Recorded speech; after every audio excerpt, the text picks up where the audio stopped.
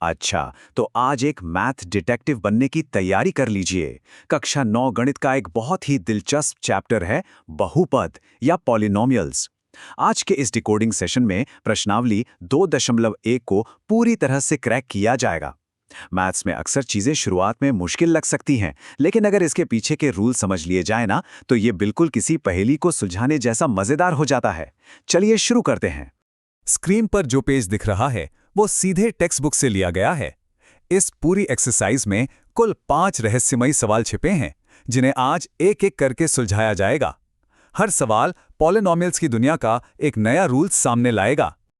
आज का एजेंडा एकदम क्लियर है।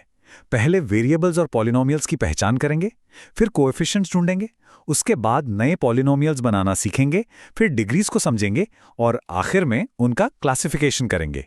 बस इतना ही। तो सबसे पहले आते हैं पार्ट 1 पर, वेरिएबल्स एंड पॉलिनोमियल्स। पॉलिनोमियल यानी बहुपद।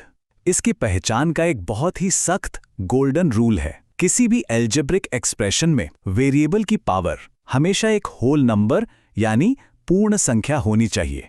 0, 1, 2, 3, बिल्कुल ऐसे ही। अगर पावर नेगेटिव हुई या कोई फ्रैक्शन आ गया तो समझ लीजिए वो एक्सप्रेशन बहुपद हो ही नहीं सकता। आइए इसे टेस्ट करते हैं। पहले हिस्से में देखिए 4x² - 3x + 7। यहां x की पावर्स 2 और 1 हैं। दोनों एकदम साफ साफ होल नंबर्स हैं। दूसरे हिस्से में है y³ + √2। यहां एक छोटी सी ट्रिक है। √2 पर लगा है, वेरिएबल y पर नहीं। y की पावर तो सिर्फ 2 है, इसलिए बिना किसी डाउट के ये दोनों एक वेरिएबल वाले पॉलिनोमियल्स हैं। लेकिन असली मजा तो तब आता है जब कुछ एक्सप्रेशंस इस टेस्ट में फेल हो जाते हैं। जैसे ये तीसरा सवाल, 3√t + t√2।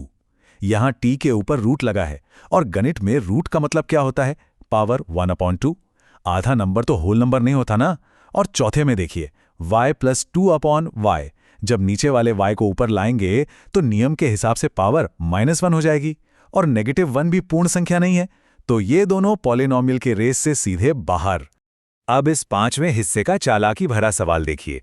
x की 10 जमा y की 3 जमा t की 50। सारी पावर्स 10, 3, 50 सब होल नंबर्स हैं।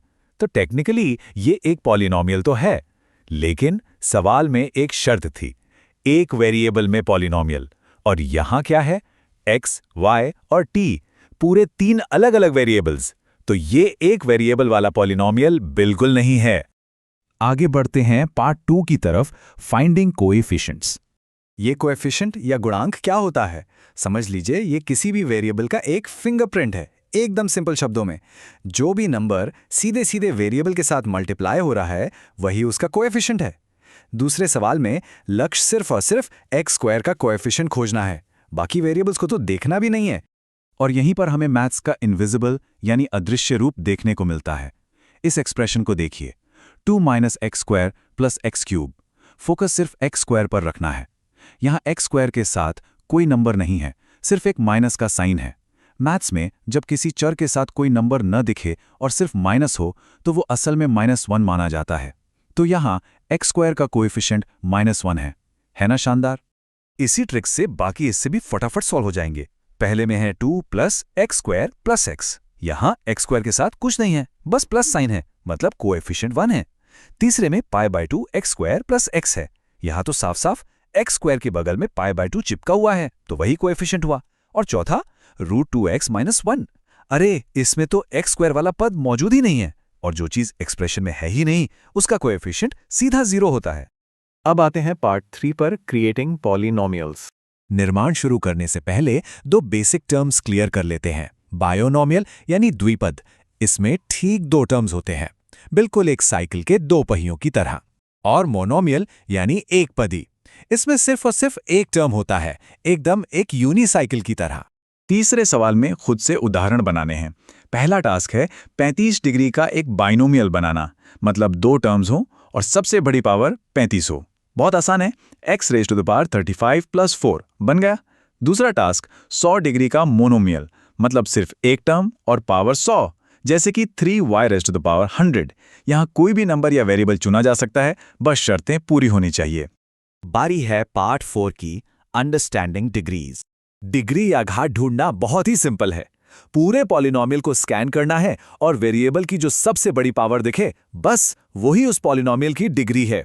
एक तरह से ये पूरे एक्सप्रेशन का सबसे बड़ा पावर लेवल है। आइए इसे चौथे सवाल पर अप्लाई करते हैं। पहले में 5x cube plus 4x square plus 7x। यहाँ पावर्स हैं 3, 2 और 1। सबसे बड़ी पावर 3 है तो डिग्री हो गई 3। दूसरे में 4 माइनस वाई स्क्वायर है, सबसे बड़ी पावर 2 है। तीसरे में 5t माइनस रूट 7। यहाँ t की पावर कुछ नहीं लिखी, मतलब 1 है, तो डिग्री हुई 1। और ये चौथा वाला बहुत इंटरेस्टिंग है। सिर्फ एक नंबर है 3, कोई वेरिएबल नहीं। गणित में ऐसे अकेले नंबर के साथ वेरिएबल की पावर 0 छिपी होती है, इसलिए इसकी डिग्री 0 है। और finally part 5, classifying polynomials. Degrees के हिसाब से बहुपदों को 3 मेन कैटेगरीज में बांटा जाता है। जिसकी मैक्सिमम डिग्री 1 हो वो लीनियर या रेखिक, जिसकी 2 हो वो क्वाड्रेटिक या द्विघाती, और 3 वाले को क्यूबिक यानी त्रिघाती कहते हैं। सवाल 5 के सारे 7 हिस्सों को इस टेबल में एकदम परफेक्टली सॉर्ट कर दिया गया है। 1 प्लस एक्स और 3t की मैक्सिमम पावर 1 है, इसलिए ये लीनियर है। X square plus x, y plus y square plus 4 और आर स्क्वायर, इन सब में सबसे बड़ी पावर 2 है, तो ये क्वाड्रेटिक हो गए। और आखिर में x माइनस एक्स क्यूब और 7x क्यूब में सबसे बड़ी पावर 3 है, इसलिए ये क्यूबिक है। Sorting complete. तो इस तरह एक्सरसाइज 2.1 पूरी तरह से डीकोड हो गई है। पॉलिनोमियल्स, वेरिएबल्स, कोएफिशिएंट्स और उनकी डिग्रीज, सब कुछ एकदम क्लियर। पर जाने से पहले एक छोटा सा सवाल छोड़कर जाते हैं। हमने 3 डिग्री तक के नाम तो जान लिए, लीनियर, क्वाड्रेटिक, क्यूबिक। लेकिन अगर किसी पॉलिनोमियल की मैक्सिमम पावर 4 हो जाए तो मैथ्स की औपचारिक भाषा में उसे क्या नाम दिया जाता है? सोचिएगा जरूर। आज के इस स्पष्टीकरण में बस इतना ही।